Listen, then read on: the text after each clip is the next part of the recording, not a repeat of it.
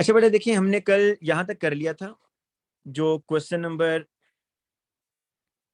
4 था वो कंप्लीट हो गया था, फरवरी मार्च 2022 का जो पेपर था उसका।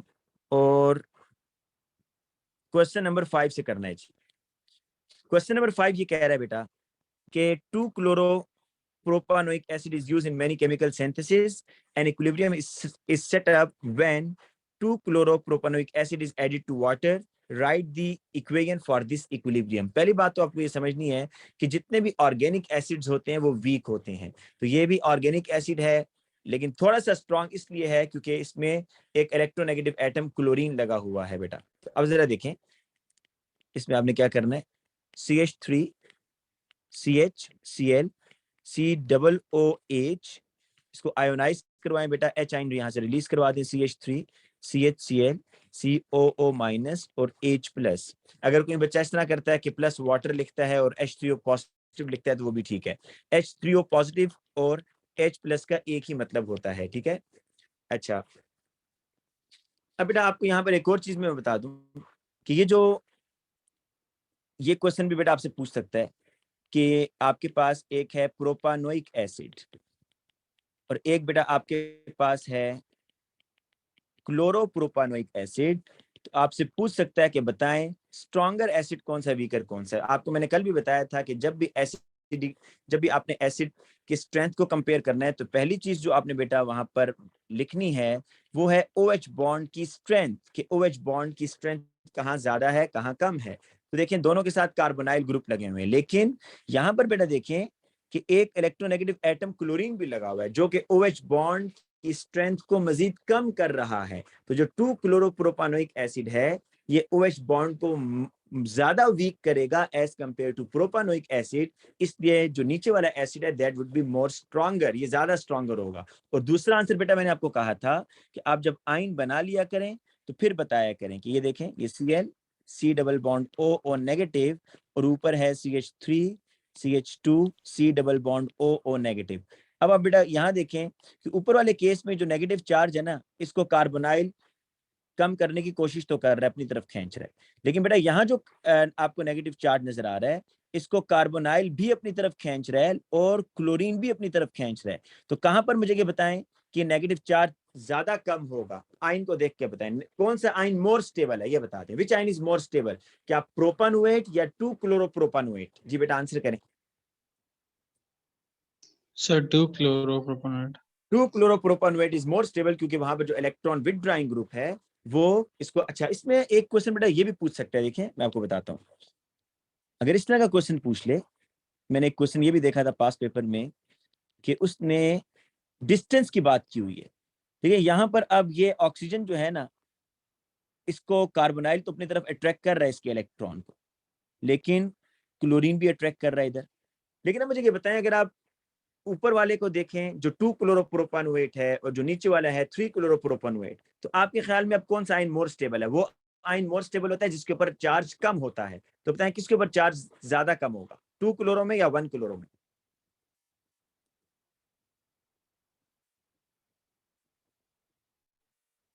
देखें, जितना आपका क्लोरीन ऑक्सीजन से दूर होगा ना इस नेगेटिव चार्ज से, उतना इलेक्ट्रॉन अट्रैक्ट करने की एबिलिटी ज्यादा हो जाएगी कम हो जाएगी, ये बता दें। जितना क्लोरीन बेटा इस नेगेटिव चार्ज से दूर होगा ऑक्सीजन से, तो उतना इलेक्ट्रॉन अट्रैक्ट करने की एबिलिटी जो है क्लोरीन के पास ज्यादा होगी या कम होगी? कम हो जाएगी सर। कम हो जाएगी बेटा। तो डिस्टेंस मैटर करता है। तो आप बताएंगे ये अनस्टेबल आयन है, ये क्या है, थोड़ा सा अनस्टेबल आयन है, क्योंकि यहाँ जो नेगेटिव चार्ज है उसको एक तो कार्बोनाइल थोड़ा सा रिड्यूस करने की कोशिश कर रहा है और क्लोरीन भी कर रहा है, लेकिन क्लोरीन थोड़ा सा डिस्टेंस पर है, लेकिन यहाँ पर क्लोरीन नजदीक लगा हुआ है। तो जितना बेटा इलेक्ट्रोनेगेटिव एटम करीब लगा होगा नेगेटिव चार्ज के, वो उतना स्टेबल आयन होगा। और जितना जो इलेक्ट्रोनेगेटिव एटम है वो नेगेटिव चार्ज से दूर होगा, वो उतना जो है इलेक्ट्रॉन्स को कम अट्रैक्ट करेगा, तो आपका जो आयन होगा वो अनस्टेबल होगा। तो इसलिए अगर कोई आपसे पूछे कि 2 chloropropanoic acid and 3 chloropropanoic acid, ये 3 क्लोरो है, कार्बन 1 ये है, 2 ये है, 3 है, तो कौन सा स्ट्रॉन्गर एसिड होगा जी आपके ख्याल में? तो आप बताएंगे कि 2 chloropropanoic acid is stronger and 3 chloropropanoic acid is weaker. लेकिन अगर मैं इसका अनआयोनाइज्ड एसिड बनाऊं ऐसे करके, तो ये OH बॉन्ड को वीक कौन कर रहा है? कार्बोनाइल कर रहा है, और एक ये क्लोरीन कर रहा है। लेकिन क्लोरीन जितना दूर होता जाएगा उसका इन्फ्लुएंस OH पर कम होता जाएगा। ये बात ठीक है बेटा?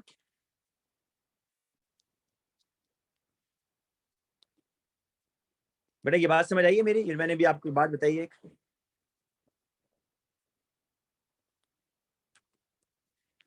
अच्छा, अब बेटा देखिए next, 0.15 mole of chloroethanoic acid dissolved in 250 cubic centimeter distilled water to produce a solution of 1.1.51. Calculate the pKa. बेटा पहली बात, आपके पास ना pH आ गया, pH is equal to 1.51. आपने क्या निकालना है? pKa निकालना है। तो पहले तो Ka निकालेंगे ना, लेकिन Ka निकालने से पहले भी बेटा आपको H निकालना होगा। देखें ये मुझे सारी चीजें कैसे याद हैं कि मैंने पहले ये करना है, ये करना है, मैं आपको बताता हूँ। जब वो कह रहे हैं आपको कि आपने पीके निकालना है, तो जहरी बात आपको ये तो समझ आ रही होगी कि पीके फाइंड आउट करने से पहले के निकालना है। और के का expression for the weak acids कैसे होता है? देखें ऐसे होता है, CH3 CH Cl COO minus H plus और अनआयोनाइज्ड एसिड। ये ऊपर जो इक्वेशन लिखी है बेटा, इसी को देख के लिख रहा हूँ। और अब बेटा आपकी आसानी के लिए आपको पता है कि यहाँ मोलर रेशियो 1:1 है ना, एक मोल, अगर 1 मोल HN है तो 1 मोल 2 क्लोरोप्रोपानोएट है। तो मैं इसको ऐसे करके लिख देता हूँ, देखें H आइन का स्क्वायर। अब मेरे पास देखें के तो मैंने निकालना है, ठीक है, कंसेंट्रेशन इसकी मैं निकाल लूंगा, लेकिन मेरे पास H आइन नहीं है ना भाई।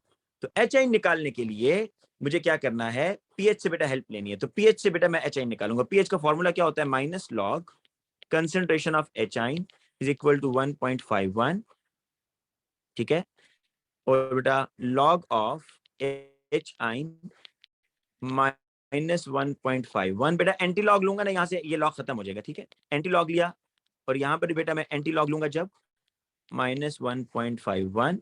अब बेटा एंटी लॉग आप कैलकुलेटर पर ले लें, शिफ्ट और लॉग दबाएं, तो माइनस 1.51, तो ये आपके पास आ रहा है 0. H आइन की कंसेंट्रेशन आ रही है 0.0309। अब बेटा आप इसको यहाँ पुट कर दीजिए,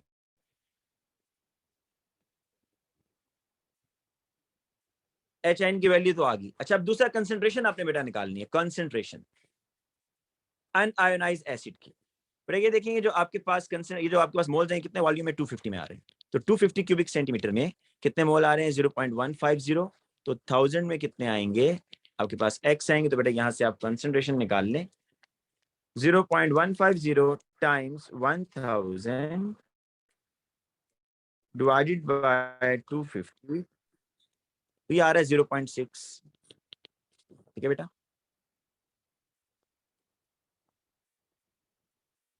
अच्छा, अब बेटा आपने क्या करना है? इसके बाद आपके पास यहाँ पर कंसेंट्रेशन भी आ गई। अब आप Ka का फॉर्मूला लगाएं, Ka is equal to H ion का स्क्वायर और अनआयोनाइज्ड एसिड। अब बेटा आप यहाँ पर वैल्यूज पुट करते जाएंगे,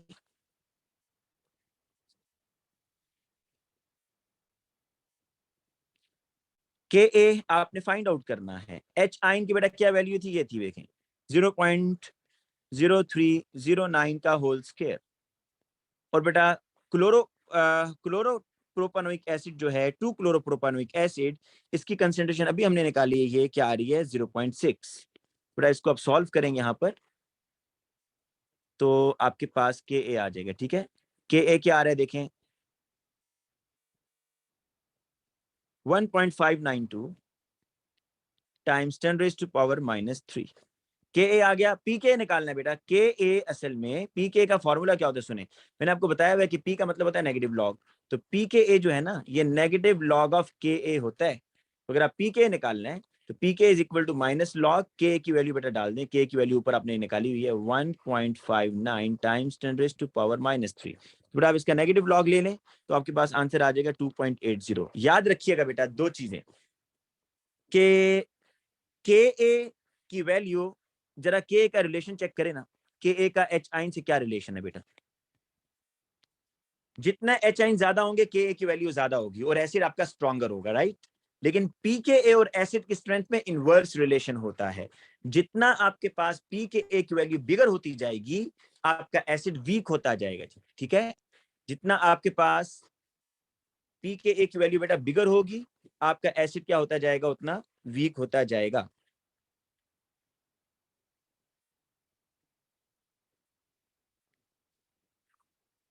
अच्छा बेटा देखिए अब इधर,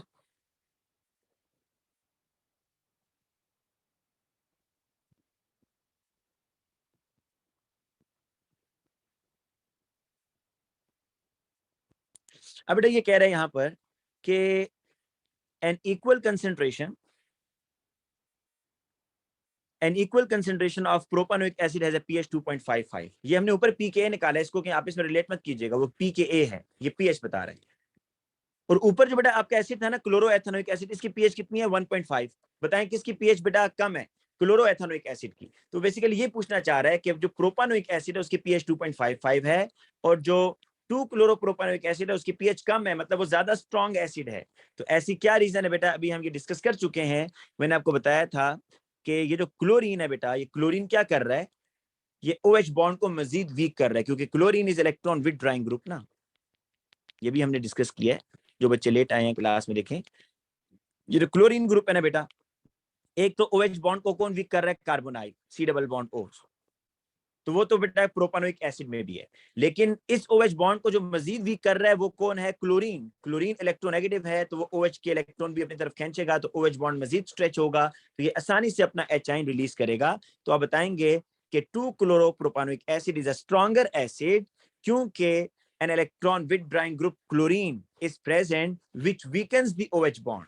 ठीक है बेटा, ये जो इलेक्ट्रॉन विथड्राइंग ग्रुप, जी बेटा। सर आप इसमें ये भी तो बता सकते हैं कि ये ज्यादा पोलर है, और पोलर चीज पोलर में मतलब वाटर भी पोलर है, तो ये ज्यादा उसमें डिसॉल्व होगा, जबकि नहीं नहीं नहीं प्रोपेनोइक नहीं नहीं एसिड। नहीं, बिल्कुल नहीं, बिल्कुल नहीं, बिल्कुल नहीं बेटा। डिसॉल्व होना और चीज है, देखें बास दफा चीजें डिसॉल्व होती हैं लेकिन वो बॉन्ड नहीं तोड़ती। फॉर एग्जांपल ग्लूकोज है, ग्लूकोज वाटर में डिसॉल्व होता है, सिर्फ हाइड्रोजन बॉन्ड बनाता है, आइंस तो नहीं बनाता। तो डिसॉल्व होने का बिल्कुल नहीं बताओगे, यहाँ पर आपने बॉन्ड ब्रेकिंग का बताना है। देखो ग्लूकोज जो है ना, वाटर में बहुत अच्छा डिसॉल्व होता है, क्यों, क्या वो HN रिलीज करता है, नो, वो हाइड्रोजन बॉन्ड शो करता है। तो बस इसमें फिर और यही एसिड वाली। बेटा इसमें बिल्कुल यही बताओगे, इसके अलावा और कोई आंसर कबूल नहीं होगा। उसकी रीजन ये है कि जब वो एसिड की बात कर रहा है, तो एसिड तो हम बचपन से ये पढ़ते आ रहे हैं कि H आयन जितने रेडिली वो देगा, जितना OH बॉन्ड वीक होगा उतना रेडिली आपका प्रोटॉन रिलीज होगा और उतना स्ट्रॉन्गर एसिड होगा। ठीक है सर। अगर मैं यहां पर ऐसे कर दूं, Br लगा दूं, फिर बताएं कौन स्ट्रॉन्ग होगा जी। या मैं यहाँ पर फ्लोरीन, यहाँ पर मैं फ्लोरीन लगाता हूं बेटा, अब बताएं कौन सा एसिड स्ट्रॉन्गर है, 2 क्लोरोप्रोपानोइक या 2 फ्लोरोप्रोपानोइक। 2 फ्लोरो।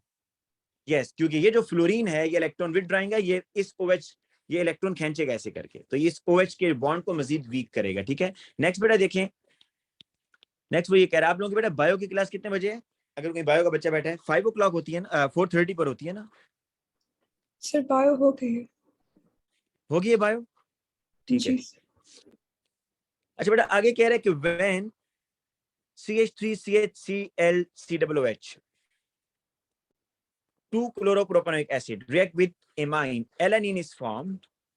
Alanine is an amino acid. Its isoelectric point is 6.1. What is mean by term isoelectric? बेटा देखें, isoelectric point वो पॉइंट होता है, ये वो स्पेसिफिक pH होती है कि जिस pH पर आपका मॉलिक्यूल ज्विटर आयन के तौर पर बिहेव करता है। ज्विटर आयन क्या होता है कि carboxylic internal transfer of proton, कि यहां से कार्बोक्सिलिक एसिड का H NH2 पे चला जाएगा। तो आइसोइलेक्ट्रिक पॉइंट क्या है, a pH at which a molecule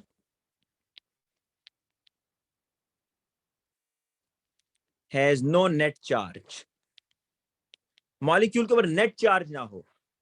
अगर किसी मॉलिक्यूल के ऊपर नेट चार्ज नहीं है तो उस स्पेसिफिक पीएच को आप क्या कहते हैं, आइसोइलेक्ट्रिक पॉइंट। मतलब अगर आप इस एलानीन को 6.1 पीएच पर रखें तो ये बेटा इस तरह करेगा, ये इसका आइसोइलेक्ट्रिक पॉइंट है ना। तो आइसोइलेक्ट्रिक पॉइंट का मतलब ये है कि ये ज्विटर आयन बना देगा। ज्विटर मैंने आपको मतलब बताया था, ज्वे जो है जर्मन वर्ड है, इसका मतलब होता है 2, कि इस टाइम इस मॉलिक्यूल के ऊपर 2 चार्जेस हैं, एक नेगेटिव और एक पॉजिटिव, लेकिन नेट चार्ज इज 0।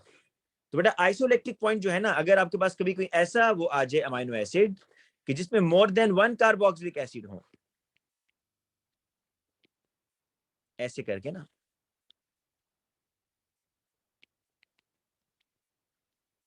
सपोज ऐसे हो, और वो आपसे कह रहे जी कि इसका जो आइसोइलेक्ट्रिक पॉइंट है वो 3.1 है, बताएं आइसोइलेक्ट्रिक पॉइंट पर इसकी क्या वो होगी बेटा, किस तरह का होगा। तो आपने फिर दोनों कार्बोक्सिलिक एसिड से एच एन रिलीज नहीं करना। अगर वो आइसोइलेक्ट्रिक पॉइंट की बात कर रहा है कि आइसोइलेक्ट्रिक पॉइंट सपोज 3.1 है, इसका 3.1 pH is the isoelectric point, तो बताएं ये किस तरह एग्जिस्ट करेगा। तो आपने एक एच आइन को बेटा रिलीज करवाना है, कोई सा एक एच आइन रिलीज करवाएंगे, दोनों नहीं करवाएंगे, क्योंकि ज्विटर आइन तभी बनता है ना जब आपके पास ओवरऑल नेट चार्ज क्या हो जाए, 0 हो जाए बेटा। तो ओवरऑल नेट चार्ज यहां पर 0 हो रहा है, ठीक है। तो ये आइसोइलेक्ट्रिक पॉइंट है जिस पॉइंट पर आपका जो अमाइनो एसिड है वो इलेक्ट्रिकली न्यूट्रल हो, no charge. Give the structural formula of alanine at pH 2। बेटा आप जरा देखें, pH 6.1 पर ना ये इस तरीके से बिहेव कर रहा है एलानिन। अगर आप इस एलानिन को किसी ऐसे सॉल्यूशन में डालते हैं जिसकी pH 2 है, क्या मतलब है, सॉल्यूशन में एचाइन ज्यादा है, जब सॉल्यूशन में एचाइन ज्यादा होंगे तो कौन गेन कर लेगा, तो बेटा ये जो कार्बोक्सिलेट है ये एचाइन को गेन कर लेगा। तो आपके पास क्या बनेगा, देखें ये आपके पास बनेगा जी अब NH3 प्लस CH3H COOH। क्या ये चीज नहीं बनेगी बेटा। तो आपने इसका स्ट्रक्चरल फॉर्मूला बेटा लिखना है, तो आप ऐसे लिखेंगे CH3, यहां से स्टार्ट करें, CH3 CH NH3 plus NCOOH, ठीक है। अच्छा आगे बेटा नेक्स्ट आपने इसका ऑप्टिकल आइसोमर बनाना है, तो बहुत ही सिंपल है।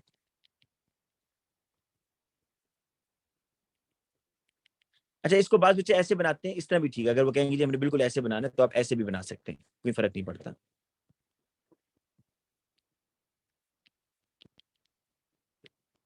ये जिसका मिरर इमेज बन गया, ठीक है। नेक्स्ट रिएक्शन देखें, polymer C form from the reaction between alanine and 4 amino butanoic acid. Alanine बेटा आपके पास कहां पर है जी, ये एलानिन है, एक कार्बोक्सिलिक, एक अमाइनो और एक CH3 है। ये कार्बोक्सिलिक है, इधर एमाइन है, इधर CH3 है और इधर H है, और दूसरा बेटा 4 अमाइनो ब्यूटानोइक एसिड है। तो इसको आप इस तरीके से करें,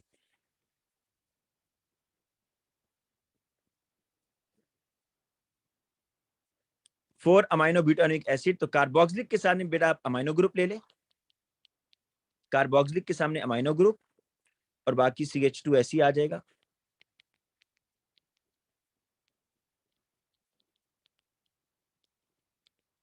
ये पर इसका आइसोमर आपसे इसका पॉलीमर पूछा, मतलब ये काफी दफा रिपीट हो रहा है, तो आपको याद होना चाहिए कि कार्बोक्सिलिक से OH, अमाइनो से H, यहाँ अमाइनो से एक H जाएगा, कार्बोक्सिलिक से H जाएगा, तो ये आपके पास बेटा स्ट्रक्चर बनेगा। वो कह रहा है कि फंक्शनल ग्रुप को आपने डिस्प्ले करना है, NH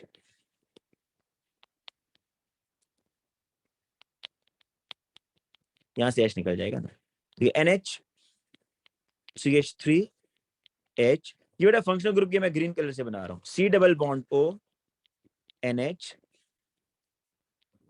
CH2 CH2 CH2 C double bond O, ये बेटा आपके पास बन जाएगा, ठीक है। ये आपका इसमें फंक्शनल ग्रुप है। Amide, this is the amide linkage. Type of polymerisation कौन सी होगी बेटा, कंडेंसेशन पॉलीमराइजेशन है। Scientists are investigating C as a replacement for the polypropylene in packaging। बेटा C आपके पास यही है जी, ये जो भी आपने बनाया है एमाइड, कह रहे हैं जी कि पोलीप्रोपीन को ना रिप्लेस किया जा रहा है इस C एमाइड वाले पॉलीमर से। Suggest an advantage of using C instead of polypropene. बेटा तो सिंपल सी बात है, पोलीप्रोपीन बायोडिग्रेडेबल नहीं है, नॉन पोलर है। ये आपके पास जो है ना एमाइड, दिस इज पोलर, तो पोलर जो है ये बायोडिग्रेडेबल होगा, तो पोलर होने की वजह से आप बताएंगे कि दिस इज बायोडिग्रेडेबल या इजीली हाइड्रोलाइज हो जाएगा ना बेटा, वाटर इसको ब्रेक डाउन कर देगा एमाइड लिंकेज को, ठीक है। तो C is biodegradable because it's polar.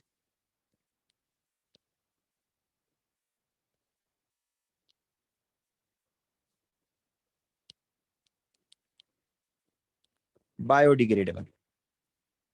Next question देखें। A student studies the reaction of CH3Cl CH3CHCl COOH with aqueous ammonia। पहले मैं आपको एक चीज पहले समझा दूं कि what is conjugate acid and base.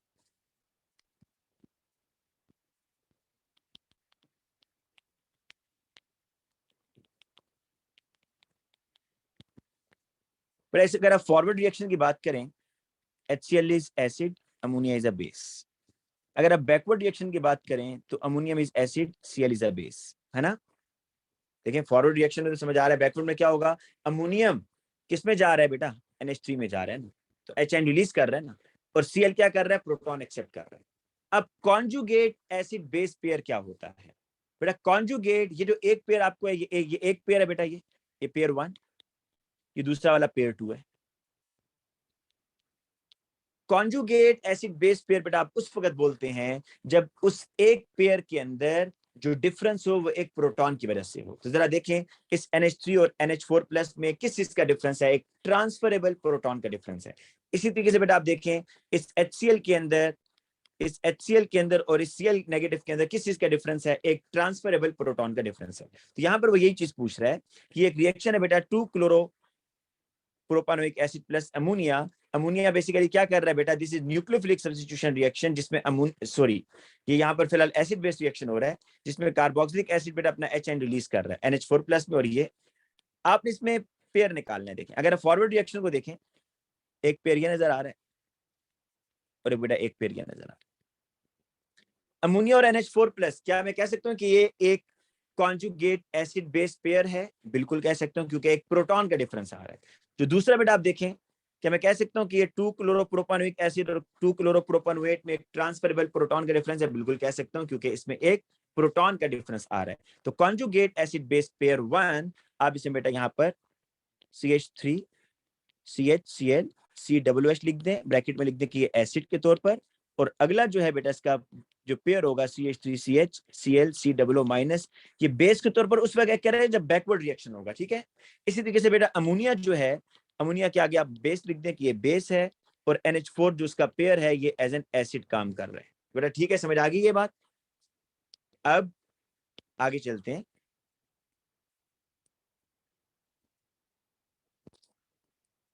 Next बेटा,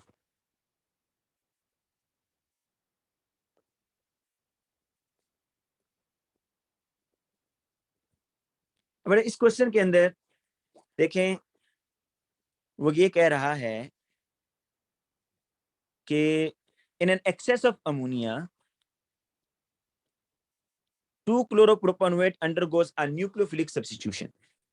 देखिए NH3 क्या कर रहा है बेटा, ये NH3 ना, ये इस Cl के साथ NH3 का एक H और ये Cl HCl बना रहे हैं, और जो NH2 बचा है वो इस Cl की जगह आ रहा है। तो बेसिकली Cl को NH2 रिप्लेस कर रहा है, राइट, और HCl बन रहा है।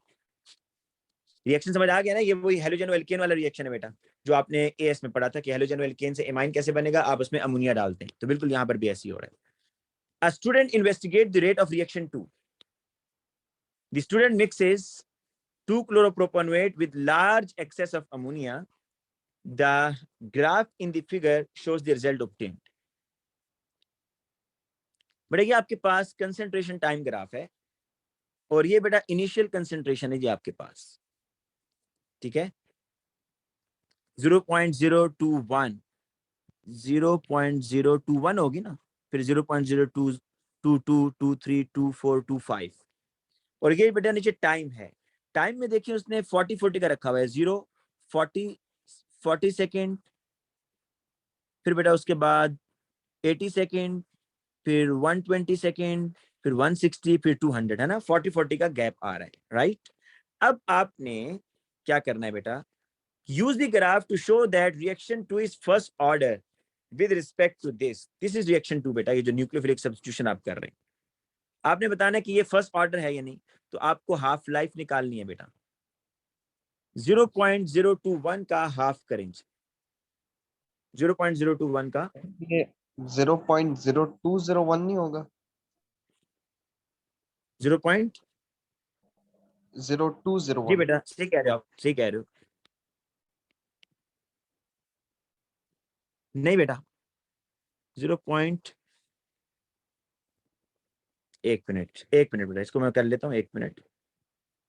0.02 0.025 2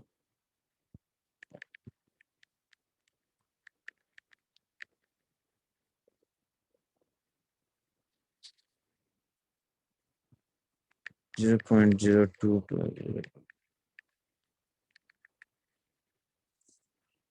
1 मिनट जी। 0.025 माइनस 0.025 आ रहा है।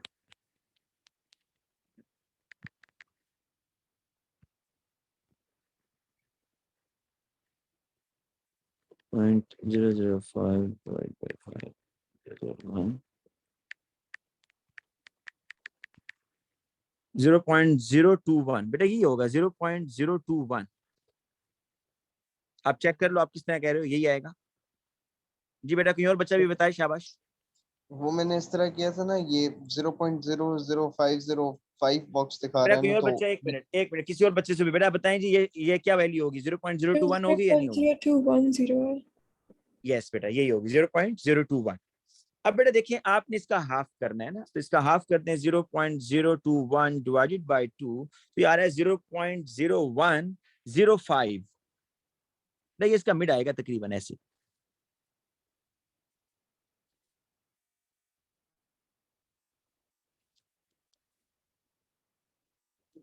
ठीक है,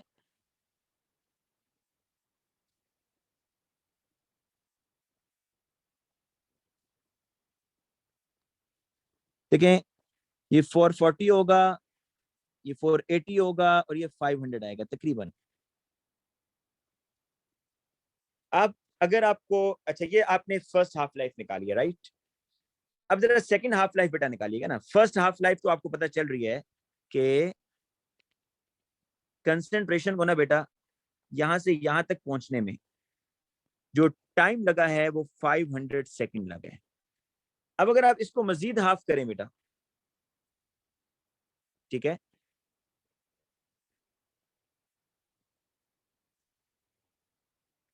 तो यार है 0.00525।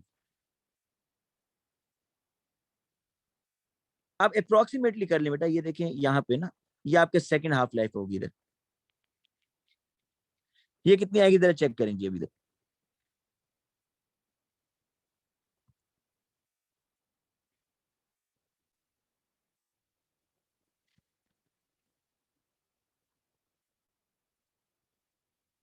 इसको मैं बारीक करता हूँ, 1 मिनट बेटा। ये देखें यहाँ पर अगर आप इसको हाफ करें फर्दर,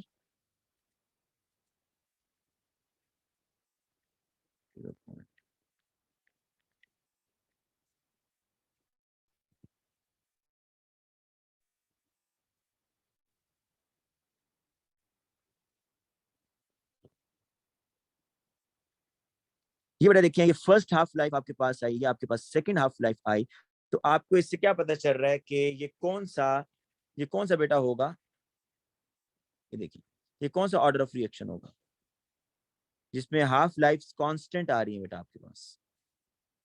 हाँ जी फर्स्ट ऑर्डर बेटा, होगा। कौन सा, ये फर्स्ट ऑर्डर रिएक्शन है, ठीक है, जिसमें हाफ लाइफ आर कांस्टेंट। तो ये बेटा वर्किंग आपने यहाँ पर करनी होगी और आप उसको बताएंगे कि ये आपकी जो हाफ लाइफ है कांस्टेंट आने की वजह से। अच्छा ये एविडेंस आपने ग्राफ के पेपर को बेटा करना है, ठीक है, ये वहां पर आपने एविडेंस लिखना है और फिर आप लिखेंगे कि half life is constant. So rate of reaction is first order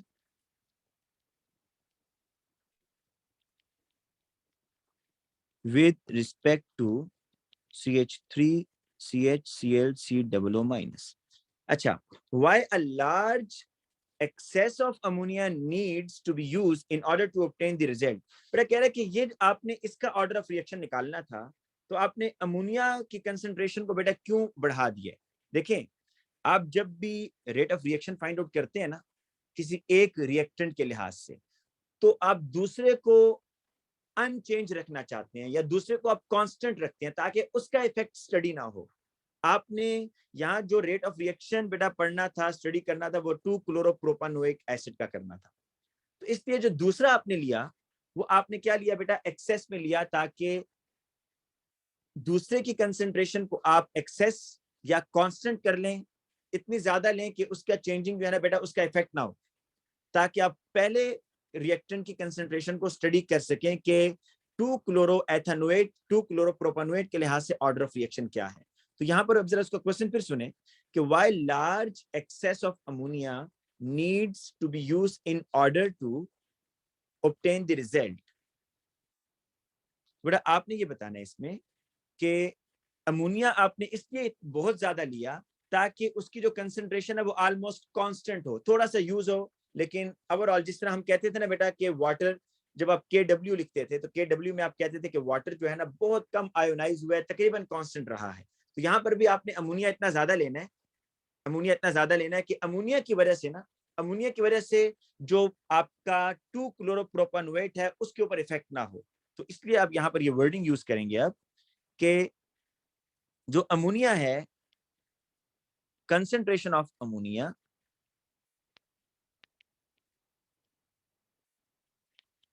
so that the concentration of ammonia is constant and does not affect the rate। अच्छा, ये जो रेट का इफेक्ट है ना ये सिर्फ 2 क्लोरोप्रोपेनोएट की वजह से है, अमोनिया की वजह से नहीं है, क्योंकि अमोनिया तो आपने इतना ज्यादा लिया कि वो जो चेंज आ रही है वो नेग्लिजिबल है, ना होने के बराबर है, ठीक है। इसलिए ये जितनी भी चेंज आपने पढ़ी है ये सिर्फ 2 क्लोरोप्रोपेनोएट की वजह से हो रही है। अमोनिया आपने एक्सेस में इसलिए लिया, इतना ज्यादा एक्सेस में लिया, अलबत्ता कुछ अमोनिया तो बेटा यूज हो रहा है ना, लेकिन जो अमोनिया यूज हो रहा है ये बहुत कम है, क्योंकि आपने अगर अमोनिया सपोज 500 लीटर लिया हुआ है तो उसमें से सपोज करते हैं 0.05 लीटर अमोनिया यूज हो रहा है, तो बाकी अनचेंज, बाकी जो है अमोनिया आप कह सकते हैं कि ऑलमोस्ट कांस्टेंट है, क्योंकि बहुत थोड़ा सा चेंज हुआ है, ठीक है। तो ये वो आपसे पूछना चाह रहा था कि आपने एक क्यों इतना एक्सेस में लिया। बट अगला पार्ट इंटरेस्टिंग है, वो ये कह रहा है कि इसमें SN1 है या SN2 है, ये जो मैकेनिज्म है ना कि SN1 है या SN2 है। अब देखिए उसने जान के चालाकी ये की यहाँ पर कि जो उसने हेलोजन एल्केन लिया ना, या तो वो ले लेता प्राइमरी तो आप आंखें बंद करके कहते हैं SN2 है, या तो वो लेता है टर्शरी तो आप कहते हैं SN1 है, लेकिन उसने लिया सेकेंडरी। अब सेकेंडरी जो है आपको पता है वो दोनों देता है, SN1 भी SN2 भी। तो आपसे पूछा है बताएं अब आप ये SN1 मैकेनिज्म होगा या SN2 होगा, लेकिन आप पहले अमोनिया के लिहाज से ऑर्डर ऑफ रिएक्शन निकाल लें। बट अमोनिया के लिहाज से ऑर्डर ऑफ रिएक्शन कैसे निकालेंगे, ये देखें अमोनिया की कंसंट्रेशन चेंज हो रही है और ये रेट ऑफ रिएक्शन चेंज हो रहा है। तो अमोनिया की कंसंट्रेशन को बेटा करें 0 पॉइंट कैसे निकालेंगे, बिगर वैल्यू को ऊपर रखें 0.00450 डिवाइडेड बाय 0.00300 और रेट ऑफ रिएक्शन देखें 2.21 टाइम्स 10⁻⁻5 और 1.47 टाइम्स 10⁻⁻5। बेटा कोई बच्चा डिवाइड कर सके बता सकता है कि क्या इसका आंसर आ रहा है? 1.5 दोनों 1.5 दोनों का 1.5 आ रहा है। अच्छा, इसका मतलब ये होगा कि इसके लिहाज से जो ऑर्डर ऑफ रिएक्शन है वो क्या है, फर्स्ट है।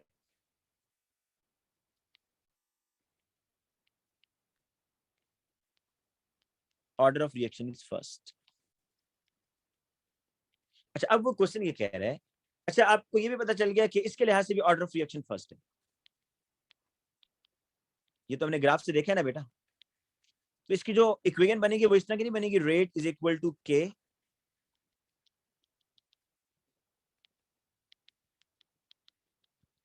ऐसे बनेगी। अब जरा सोचें बेटा, अब आप ये सोचें कि जो आपने प्राइमरी हेलोजेनो एल्केन और जो आपने टर्शरी हेलोजेनो एल्केन पढ़े थे उसके मैकेनिज्म को थोड़ा सा मैं डिस्कस करता हूँ, फिर हम इस क्वेश्चन पे दोबारा आते हैं। जो आपने बेटा प्राइमरी हेलोजेनो एल्केन पढ़ा था ना उसका मैकेनिज्म इस तरह होता था,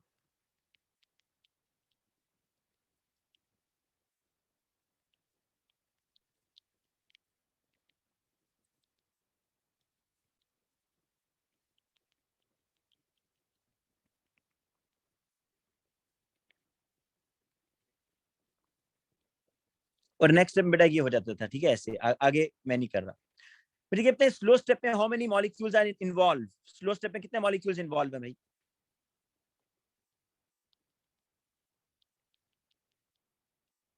सर 2। जी, तो ओवरऑल ऑर्डर ऑफ रिएक्शन क्या होता था?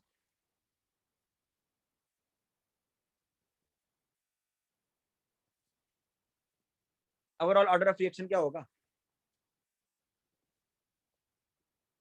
2 होगा ना भाई? जी सर 2 होगा। अच्छा, लेकिन बेटा अगर आप टर्शियरी हैलोजन एल्केन को देखें, उसका जो आप मैकेनिज्म किया करते थे एएस के अंदर, वो आप कहते थे कि ये पहले आयोनाइज होगा, स्लो स्टेप है, पोलर सॉल्वेंट डालेंगे, आयोनाइज होगा,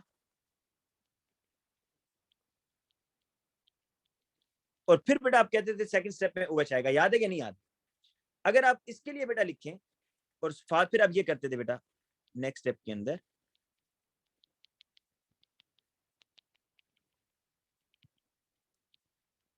तो अगर मैं आपसे कहूं जी इसकी रेट इक्वेशन लिखें, तो आप रेट इक्वेशन इसकी कैसे लिखेंगे? स्लो, याद है ना कि रेट इक्वेशन में स्लो स्टेप के देखते हैं आप, तो rate is equal to case में क्या लिखेंगे बेटा? स्लो स्टेप में सिर्फ एक मॉलिक्यूल इन्वॉल्व है बस। तो जो SN1 टाइप मैकेनिज्म होते हैं ना बेटा, जो उसका रेट इक्वेशन होती है, उसमें रेट इक्वेशन में सिर्फ एक ही मॉलिक्यूल होता है, ओवरऑल ऑर्डर ऑफ रिएक्शन में 1 होता है। जो आपके बेटा जोन से हैलोजन एल्केन, जिसकी रेट इक्वेशन में बेटा दोनों आ रहे हो रिएक्टेंट्स, उनका जो ऑर्डर ऑफ रिएक्शन है बेटा, जो ओवरऑल ऑर्डर ऑफ रिएक्शन 2 है।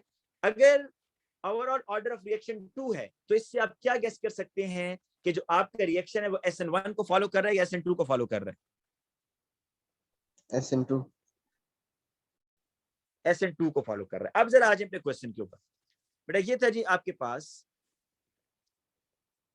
Rate is equal to K 2 chloropropanoate और अमोनिया, ठीक है? तो यहां पर बेटा आपके पास जो ओवरऑल ऑर्डर ऑफ रिएक्शन है वो 2 आ रहा है, तो ये किससे मिलता जुलता है? SN2 से या SN1 से? सर इस तरह बता सकते हैं SN2 में जो 2 होता है वो 2 डिफरेंट मॉलिक्यूल्स को वो करता है ना, तो इस रेट इक्वेशन में भी 2 मॉलिक्यूल्स है, तो ये SN2 होगा। बेटा आप इस तरह, हाँ, आप ये बताते हैं बेसिकली कि रेट इक्वेशन का मतलब है कि मैकेनिज्म के स्लो स्टेप में कितने मॉलिक्यूल्स इन्वॉल्व हैं। तो अगर मैकेनिज्म के स्लो स्टेप में 2 मॉलिक्यूल्स इन्वॉल्व हैं तो वो SN2 होगा। अगर मैकेनिज्म के स्लो स्टेप में 1 मॉलिक्यूल इन्वॉल्व है तो वो क्या होगा? SN1 होगा। ठीक है? ठीक है। अब बेटा आप इसमें ये बताएंगे कि एक तो अमोनिया का बता दिया, फिर आप बताएंगे कि जो रेट जो है इसमें फर्स्ट ऑर्डर ऑफ रेट जो है, rate of reaction is first order with respect to ammonia and with respect to 2 chloropropanoate, so it will follow the SN2 type mechanism. क्या लिखेंगे बेटा? मैं बोल रहा हूं कि rate of reaction with respect to ammonia and rate of reaction with respect to 2 chloropropanoate is 1, therefore it will follow the SN2 type। मैंने side पर आपको करके दिखा दिया है। अब बेटा आ जाए नेक्स्ट पार्ट के ऊपर।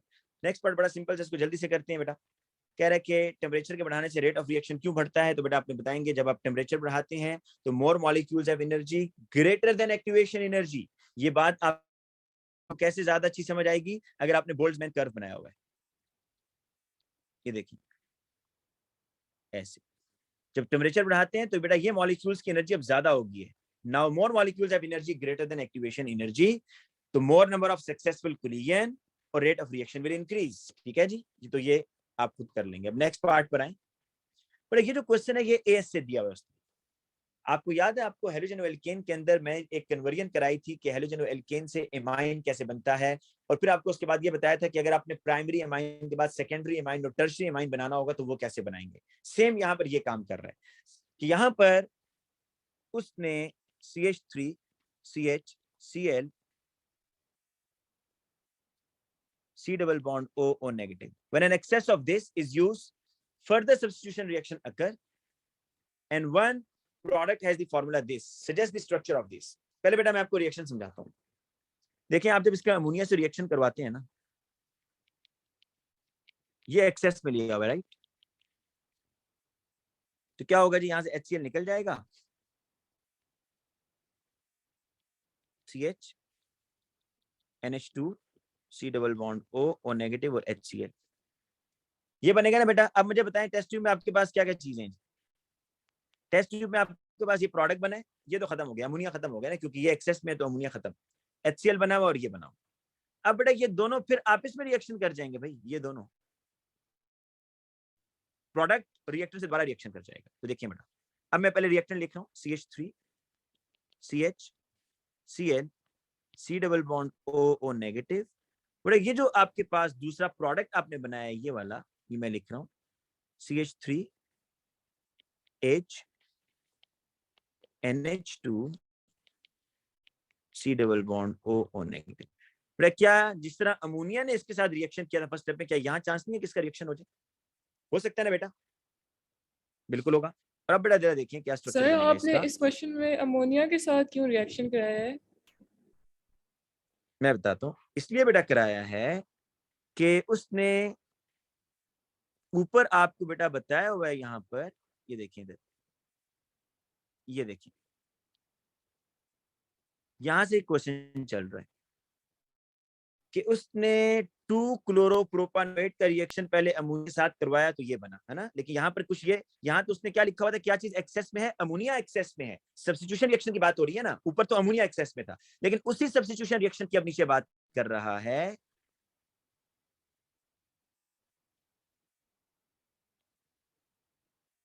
कि देखें जी, उसी सब्स्टिट्यूशन रिएक्शन के नीचे बात कर रहा है कि when an excess of this is further substitution occur, तो किससे कराऊं? अमोनिया से ही कराऊंगा ना बेटा, या नहीं? क्योंकि नाइट्रोजन भी ओके आया है सर, बीच। ठीक है ठीक है। अच्छा अब बेटा देखें, अब बेटा देखिए यहाँ पर पहले तो आपने ये बना दिया, ये जो प्रोडक्ट आपका बना है ना बेटा, ये प्रोडक्ट फर्दर रिएक्शन करेगा एक्सेस रिएक्टेंट के साथ। अब आपके पास जो प्रोडक्ट बनेगा, देखें मैं इसको ना बेटा दूसरे वाले कंपाउंड को रेड कलर से शो करता हूं ताकि आपको थोड़ा डिफरेंस पता चले।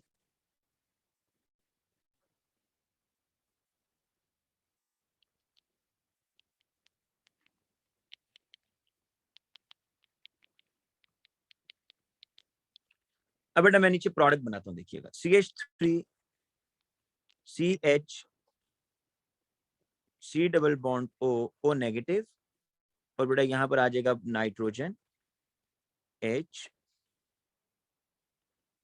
CH CH3 C double bond O negative.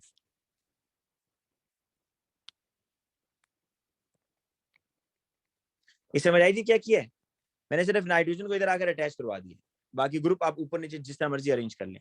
आप जरा इसका फॉर्मूला देख लें भाई, कितने कार्बन है? 1 2 3 4 5 6, तो 6 कार्बन हो गए। हाइड्रोजन 9 है, 3 4 5 6 7 8 9, एक नाइट्रोजन और बेटा 4 ऑक्सीजन। तो ये इसका स्ट्रक्चर बन गया। ये बेसिकली बेटा आपका सेकेंडरी एमाइन है, अगर आप गौर करें तो दिस इज सेकेंडरी एमाइन, क्योंकि नाइट्रोजन के साथ एक हाइड्रोजन है, ठीक है। अरे बेटा नेक्स्ट क्वेश्चन पर आए, लास्ट क्वेश्चन है इस पेपर का। इसमें आखिर में ना वो भी है न्यूक्लियर मैग्नेटिक रेजोनेंस, तो वो भी क्वेश्चन बेटा करना है भी। Lidocaine is used as an anaesthetic, कि जो बेटा बेहोश करने यूज करते हैं। A synthesis of lidocaine is shown। देखिए इसमें ये आपका बेटा कौन सा फंक्शनल ग्रुप है? दिस इज एसाइल क्लोराइड, ये एसाइल क्लोराइड है। और दूसरा बेटा कौन सा आपका? ये हेलोजन एल्केन है। Which one is more reactive? बताएं जी, ज्यादा रिएक्टिव कौन है? जी बेटा ज्यादा रिएक्टिव कौन होगा? ब्लू पार्ट या येलो पार्ट, कौन ज्यादा रिएक्टिव होगा?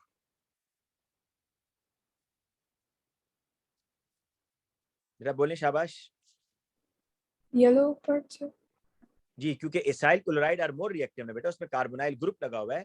देखें कार्बोनाइल ग्रुप क्या कर रहा है, जो ऑक्सीजन है वो कार्बन का इलेक्ट्रॉन खींच रहा है, क्लोरीन कार्बन का इलेक्ट्रॉन खींच रहा है। तो ये जो कार्बन है ना, ये बहुत ज्यादा पॉजिटिव हो गया, दिस इज मोर रिएक्टिव। तो इसलिए अब कोई बच्चा मुझसे ये ना पूछे यहाँ क्यों रिएक्शन नहीं हो रहा। बट अब ये क्या होगा कि ये जो वाई एक्स है, एक्स का NH2, और ये बेटा यहाँ देखिएगा ऐसे ये रिएक्शन हो जाएगा, NaCl HCl निकल जाएगा, साथ में HCl निकल गया, ठीक है। और ये आपके पास एमाइड बन गया, C double bond O NH, this is amide ना। अब आगे क्या हो रहा है जी? आगे देखें, वो अब फर्दर रिएक्शन करा रहा है NH C2H5 और C2H। This is dimethyl amine, sorry diethyl amine, secondary amine है डाइइथाइल एमाइन। इसके साथ रिएक्शन करवा रहा है बेटा, तो यहाँ क्या हो रहा है कि ये HCl अब निकल रहा है यहाँ से, ठीक है जी, ये आपके पास बन गए, ये आपके पास लिडोकेन बन गए। अब right an equation for this reaction, W can be formed. कह रहे W कैसे बना जी, पहले तो W को बात सुने।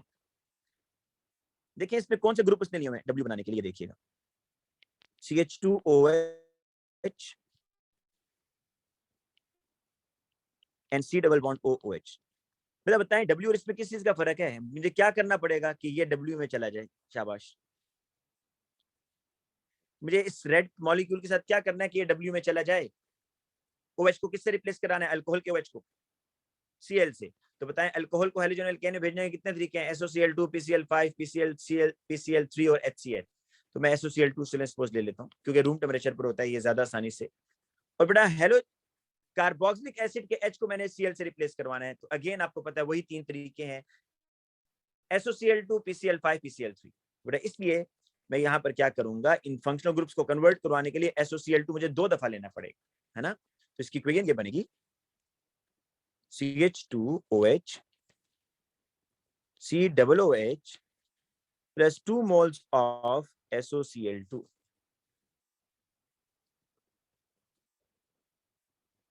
ठीक है, इसके साथ बेटा हमने रिएक्शन करवाना है। तो ये एक Cl बेटा क्या करेगा, एक OH को दूसरा Cl दूसरे H की जगह आ जाएगा, तो ये Cl CH2 COCl sulphur dioxide बनता है और साथ में HCl बनता है, दोनों गैसेज हैं वो रिलीज हो जाएंगी। After W and X have reacted together in excess of this is added to the reaction mixture Y।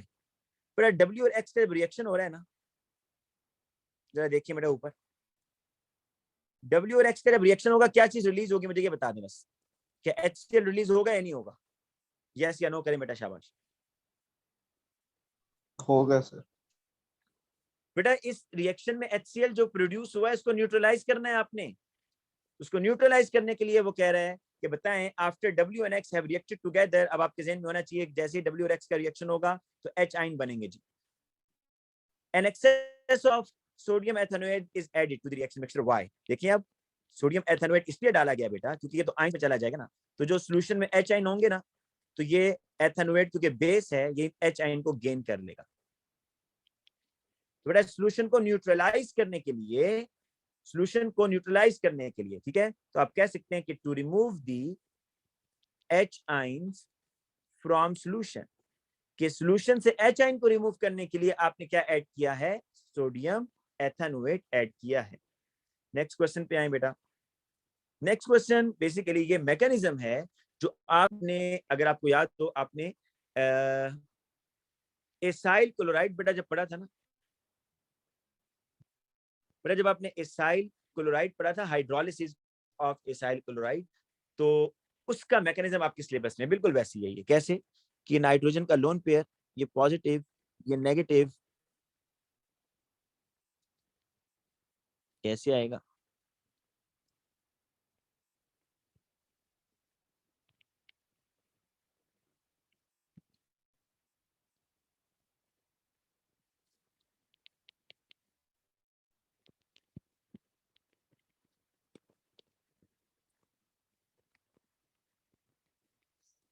अब नेक्स्ट स्टेप में बेटा क्या होगा कि यहां से ये इधर,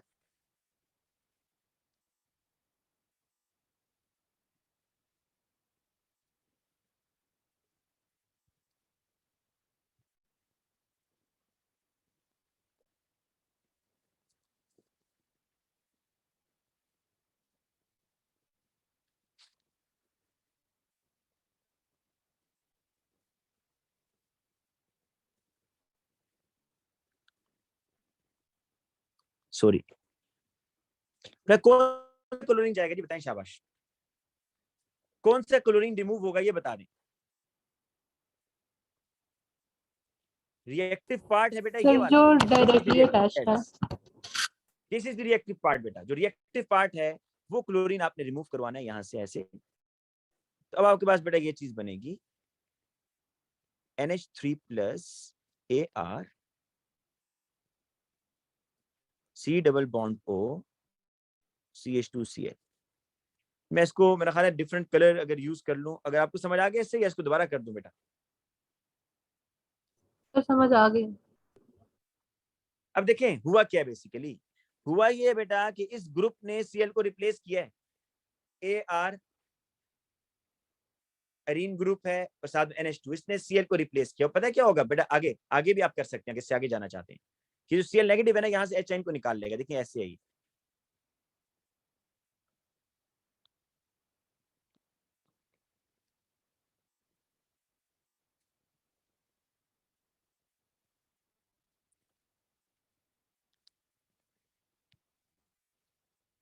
फिर ऐसे है ना। और नाइट्रोजन देखें 4 बॉन्ड बना रहे, तो होगा ये कि अगले स्टेप में ये होगा कि ये जो क्लोरीन का लोन पेयर है बेटा, ये इसको H को अपने साथ दे देगा और ये लोन पेयर दोबारा मिल जाएंगे।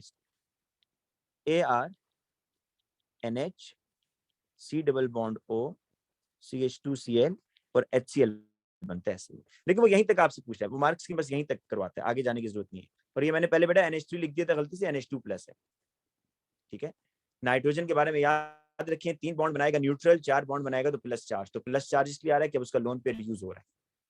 ये बेटा किस मैकेनिज्म की कॉपी है, जो आपने हाइड्रोलिसिस पढ़ा था ना, उसका एसाइल क्लोराइड की हाइड्रोलिसिस, उसका रिएक्शन देखिएगा, आपकी बुक पे भी लिखा हुआ है, बिल्कुल इस तरीके से बेटा। कह रहा है ये जो मॉलिक्यूल है बेटा, ये एज अ न्यूक्लियोफाइल क्यों यूज कर रहा है, क्योंकि इसमें नाइट्रोजन है और nitrogen as a lone pair, और नाइट्रोजन का लोन पेयर बेटा अपना वो डोनेट करेगा, तो इसलिए ये जो मॉलिक्यूल है ये एज अ न्यूक्लियोफाइल एक्ट कर सकता है कि nitrogen can donate it's lone pair. Next question देखें, थिन लेयर क्रोमेटोग्राफी से रिलेटेड है। आपको पता होना चाहिए कि थिन लेयर क्रोमेटोग्राफी जो है, इसके अंदर बेटा एक मोबाइल फेज होती है और एक स्टेशनरी फेज। मोबाइल फेज इसमें सॉल्वेंट होता है, स्टेशनरी फेज इसमें SiO2 या एल्यूमिना होता है बेटा।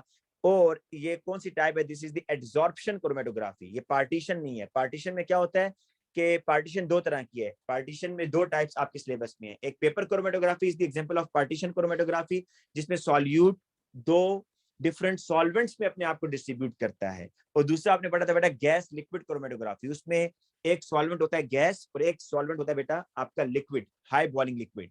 ठीक है, लेकिन इस केस के अंदर ये जो थिन लेयर क्रोमेटोग्राफी है, अगर आपने ये लेक्चर नहीं सुना डिटेल से बेटा, तो वो मेरा लेक्चर सुन लें यूट्यूब पर, जिसमें क्रोमेटोग्राफी एंड इट्स टाइप, वहां पर फर्दर डिटेल है इसकी। लेकिन अभी शॉर्टकट ये सुन लें कि जो थिन लेयर क्रोमेटोग्राफी है उसकी कंपोजिशन क्या है, कि जो स्टेशनरी फेज है वो SiO2 से बनी होगी और जो मोबाइल फेज है वो आपका सॉल्वेंट होगा। तो यहाँ पर वो ये पूछता है the purity of lidocaine can be checking by using the thin layer chromatography, ethyl ethanoate is used as a solvent. तो इसका मतलब है mobile phase is the ethyl ethanoate. RF value बेटा उसने X की दी हुई है, लिडोकेन की दी हुई है। बेटा होता है ये कि आप यहाँ सैंपल लगाते हैं, ठीक है, और यहाँ से बेटा आपका सॉल्वेंट रन करता है, ये सॉल्वेंट होता है नीचे, ये रन करेगा बेटा। जोन सा कंपोनेंट जितना ऊपर जाएगा ना, जोन सा कंपोनेंट जितना ऊपर जाएगा वो आपके सॉल्वेंट में उतना ज्यादा सॉल्युबल होगा। और जोन सा सॉल्वेंट बेटा, जोन सा कंपोनेंट ऊपर नहीं जाएगा, कम ऊपर जाएगा, जिस तरह की ये बेटा आपको जो ब्लू डॉट नजर आ रहा है, ये कम ऊपर जा रहा है। इट मींस कि इस ब्लू डॉट की जो बॉन्डिंग है ना, वो स्टेशनरी फेज के साथ ज्यादा है, और ये स्टेशनरी फेज के साथ ज्यादा इंटरेक्शन है। मोर अट्रैक्शन या more interaction with stationary phase, SP stationary phase. और जो जितना ऊपर जाएगा उसका मतलब है वो मोबाइल फेज के साथ उतना अच्छा इंटरेक्ट कर रहा है, उतना ज्यादा सॉल्युबल है। तो बेटा स्टेशनरी फेज ये किससे बना हुआ है, इसमें जो बेटा पेपर है उसके ऊपर कोटिंग होती है SiO2 की। तो SiO2 या एल्यूमिना ये आपका स्टेशनरी फेज होता है। How RF value can be calculated, formula लिखना है आपने, डिस्टेंस ट्रेवल्ड बाय सॉल्यूट यहां से यहां तक, और distance travelled by solvent front यहां से यहां तक। Why the RF value of X is less? बेटा जो देखें RF वैल्यू X की 0.49 है ना, जिसकी वैल्यू जितनी कम होगी इसका मतलब है वो इतना कम ऊपर जा रहा है। ये आपका X है जी, ये ब्लू वाला आपका X है, ये रेड वाला आपका लिडोकेन है। जो बेटा जितना ऊपर जा रहा है इट मींस वो आपके सॉल्वेंट में उतना ज्यादा सॉल्युबल है, और जो जितना कम ऊपर जा रहा है इट मींस वो आपके स्टेशनरी फेज के साथ ज्यादा अटैच है। ठीक है, तो आप बताएंगे कि X is more attracted या X is more adsorbed to the stationary phase, या X is less soluble in solvent ethyl ethanoate। ये भी कह सकते हैं, ये कह सकते हैं कि X is more adsorbed, कि वो अटैच हो गया विद द स्टेशनरी फेज।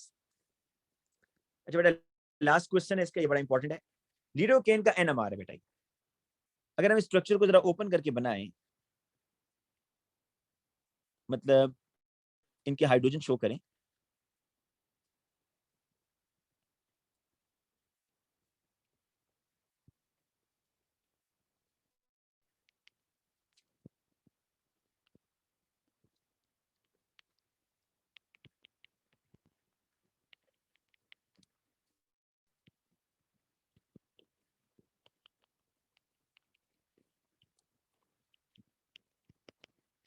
अच्छा बेटा अभी हम नीचे डायग्राम को नहीं देखते, ठीक है।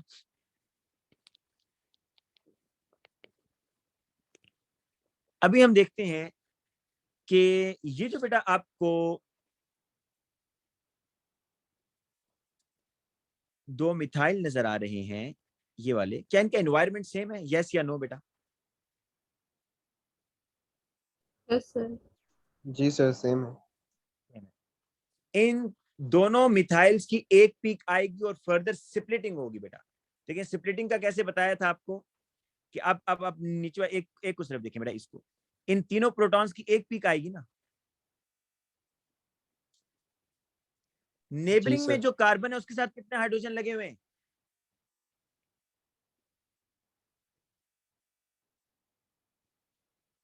नेबरिंग में जो कार्बन है उसके साथ कितने हाइड्रोजन है? सर 2। तो टोटल जो आपके पास स्प्लिटिंग पैटर्न बनेगा ट्रिपलेट बनेगा बेटा, इस CH3 का ट्रिपलेट बनेगा ऐसे करके। देखिए क्या कोई ट्रिपलेट नजर आ रहा है आपको? 1.1 पे। दूसरा ट्रिपलेट भी इसका होगा, दोनों का 1.1 पर ही आपको शो, क्योंकि और कोई है नहीं तो जारी बात है ये ट्रिपलेट इसी का होगा। जी बेटा। सर जब वो कहते हैं molecule responsible for the peak, तो सर वो फिर ये CH3 लिखेंगे या CH3 CH2 बताते हो लिखेंगे बेटा। या CH2 नहीं ये नहीं, समझ नहीं CH3 मुझे। लिखेंगे आप, CH3 लिखेंगे या CH3 लिखकर H को बोल्ड कर देंगे, H को तो जो वन CH3 वाली लिख देंगे पीक मोर देन होगी, है। बता रहा हूँ बेटा, जो अभी बता रहा हूँ, पहले मुझे एक्सप्लेन करना है। एक मिनट मुझे भी पहले एक्सप्लेन करना, तो फिर मैं आता हूँ आंसर्स पे भी आता हूँ कि कैसे लिखना है। अच्छा बेटा आप जरा आगे आ जाए।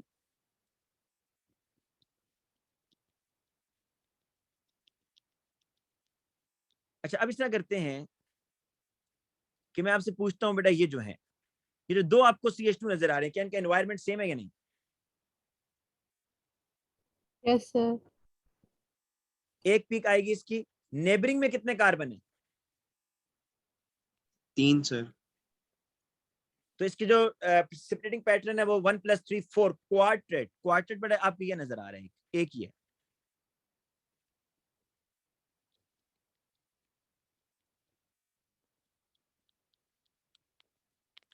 तो पहले तो वो क्वेश्चन बेटा ये से नीचे वो देखें, जो बच्चे पूछ रहे कैसे देंगे, देखें उसने नीचे ही स्निप करके डाल दिया। 2.6 पर बेटा वो कह रहा है name the splitting pattern. Splitting pattern बताएं जी कि 2.6 पर जो आ रहा है कितनी लाइंस हैं? 4 लाइंस हैं, तो दिस इज क्वार्टेट। और 1.1 पर ट्रिपलेट। तो ये बेटा आपने पहले लिखना है इधर कि एक ट्रिपलेट पैटर्न है और एक क्वार्टेट है। बेटा क्वार्टेट से अगर ज्यादा पूछेगा तो आपने लिखना है मल्टीप्लेट, कि बहुत ज्यादा है, मल्टीप्लेट। अब आगे बेटा ये कह रहा है the area, the relative area of the peak at 3.0, 2.3 and is 1:3 respectively। 3 और 2.3 पर जो आ रहा है वो 1:3 है।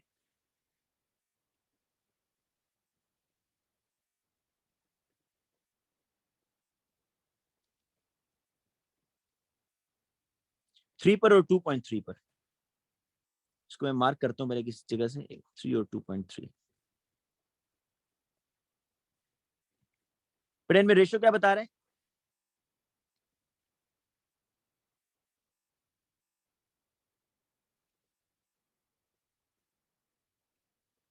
वन रेशियो थ्री बता रहे हैं, ठीक है जी। अब बेटा आगे चलते हैं। Identify the proton in the proton 1 NMR spectrum of lidocaine that are responsible for the peak at the following chemical shift 7.1। बेटा 7.1 जरा देखें यहाँ किसके दरमियान आ रहा है? ये आ रहा है बेटा 7.1, जरा चेक करें, और तो कहीं नहीं आ रहा ना इसके अलावा। बेटा 7.1 पे जो पीक आ रही है वो ऐसे प्रोटॉन की आ रही है which are attached to the arene, arene कहते हैं बेंजीन रिंग को। तो ऐसे हाइड्रोजन जो कि एरोमेटिक रिंग के साथ अटैच हैं उनकी पीक 7.1 पर आएगी बेटा। तो देखिए ये जो 7.1 पर पीक आ रही है बेटा, ये किस वजह से आ रही है? Hydrogen which are attached to. अच्छा जो बच्चा ये पूछ रहा था ना कि हम कैसे लिखेंगे, देखो बेटा ऐसे लिखेंगे जिस तरह उसने लिखा हुआ है, हाइड्रोजन डैश AR। तो आप यहां लिख दोगे हाइड्रोजन डैश AR, हाइड्रोजन्स, आगे लिखने की जरूरत नहीं है, hydrogens which are attach with benzene ring, ये लिख देंगे। तो बेटा ये देखें, ये जो बेंजीन के हाइड्रोजन है ना, ये इनकी ये पीक आ रही है 7.1 पर, ठीक है। अच्छा बेंजीन के अंदर जो स्प्लिटिंग पैटर्न है वो हम स्टडी नहीं करते, ठीक है बेटा, वो beyond the scope of A levels है, इसलिए वो आप स्टडी नहीं करेंगे। अच्छा आगे दूसरा बेटा ये कह रहा है कि 3.0 पर बताएं कि किसकी पीक आ रही है भाई, 3.0 पर किसकी पीक है। अब ये जरा इंटरेस्टिंग है जी,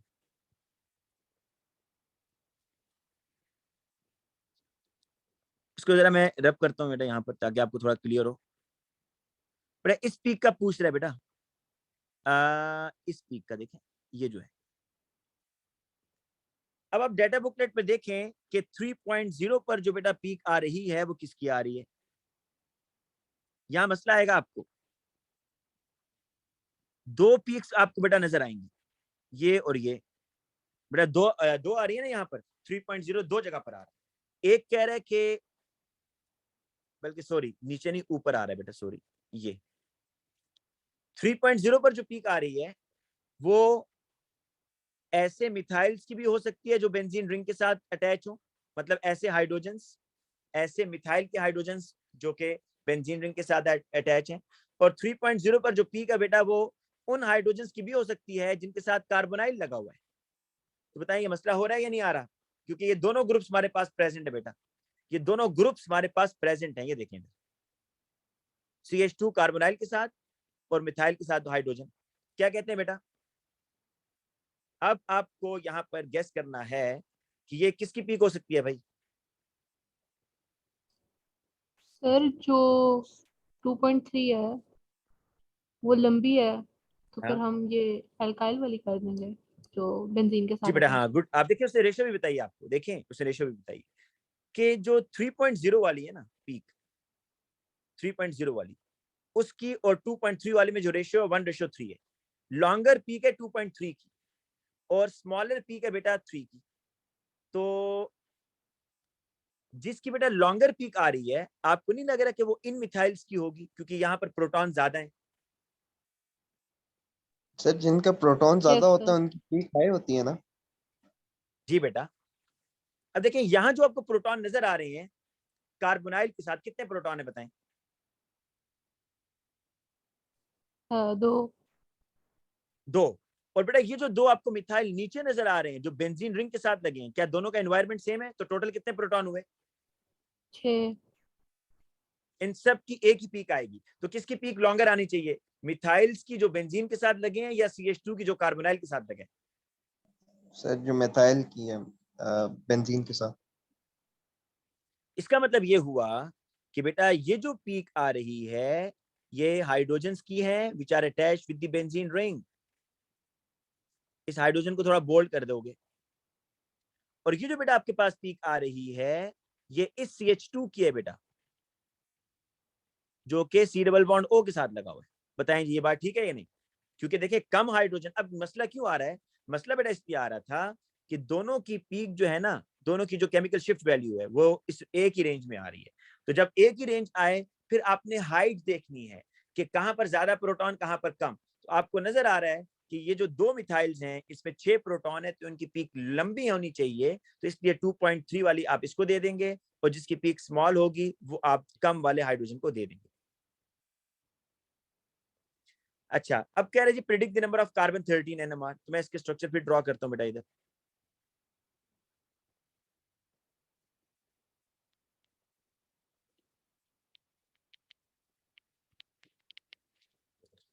ये हो गया बेटा, और आगे है ऊपर उसने NH C double bond O,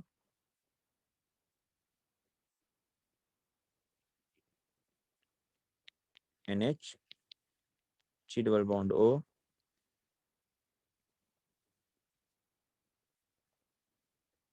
CH2N। ये बेटा मॉलिक्यूल है जी। कह रहे बताएं जी इसकी कितनी पीक्स होंगी कार्बन 13 की। और तो कुछ नहीं है, मुझे चेक कर लेने दे एक दफा, कोई डिफरेंस तो नहीं आ रहा है इसमें। ठीक है जी, कार्बन 13 की भी बेटा पीक्स बतानी है। तो हम जो सेम एनवायरनमेंट उनको इकट्ठा करते हैं, बेटा इन दोनों की एक पीक आएगी, इन दोनों की एक पीक आएगी। अच्छा, फिर एक पीक इसकी आएगी, फिर एक पीक इसकी आएगी, इन दोनों की एक आएगी, जिनको मैंने ऐसे कर दिया। अच्छा बेटा फिर इन दोनों की भी एक ही आएगी, देखें इनकी भी एक ही आएगी भाई। फिर आगे बेटा देखें, इसकी एक आएगी, इसकी एक आएगी और इसकी एक आएगी। जरा काउंट करें, 1 2 सर 9 3 4 5 6, ये 7, ये 8 और ये 9 पीक्स बेटा आपके पास आ रही है। आपने बेसिकली इन्वायरमेंट देखना है, ठीक है, कि कितने तरह के इन्वायरमेंट। देखें ये जो मैंने दो ब्लू कलर से मार्क किए हैं, इनका आप देखें ना, राइट लेफ्ट नीचे ऊपर सेम है बिल्कुल। जो मैंने बेटा ये ग्रीन कलर से मार्क किए सेम है, लेकिन जो कार्बन नंबर 5 आपको नजर आ रहा है वो सेम नहीं है भाई। ये मत समझे कि कार्बन 5 और 9 सेम है। क्या कार्बन नंबर 5 और कार्बन नंबर 9 जो मैंने बेटा उनको नंबरिंग किया हुआ है, क्या ये सेम है? नहीं। कार्बन 5 के ऊपर एन लगा हुआ है, कार्बन 9 के पास तो कहीं भी एन नहीं है। लेकिन कार्बन नंबर 8 देखें बेटा, कार्बन नंबर 8 जो दोनों कार्बन हैं, राइट लेफ्ट ऊपर नीचे देखें सेम एनवायरनमेंट है, तो इसलिए यहाँ पर 9 पिक्स आ रही है। ठीक है बेटा, आज के लिए इतना काफी है। मैं अब इस तरह करूंगा बेटा कि सर नेक्स्ट क्लास में जी जी बेटा बोले। सर जो सिलेबस में नई चीजें ऐड हुई हैं